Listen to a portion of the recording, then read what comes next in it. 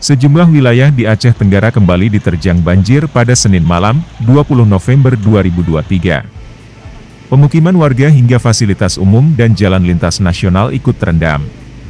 Informasi dihimpun JNN, sejumlah wilayah terendam banjir yakni Kecamatan Bambel, Bukit Tusam dan Semadam. Bahkan debit air semakin tinggi hingga mencapai sepinggang orang dewasa.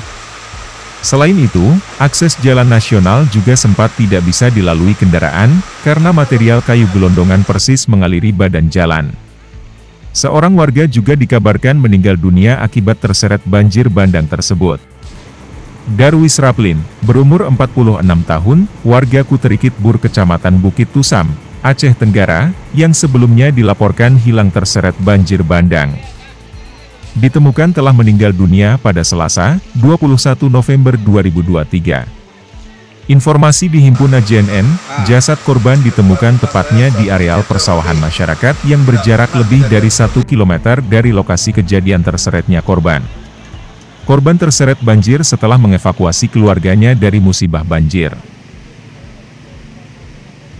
Dari Aceh Tenggara, Riki Okta, AJNN, mengabarkan.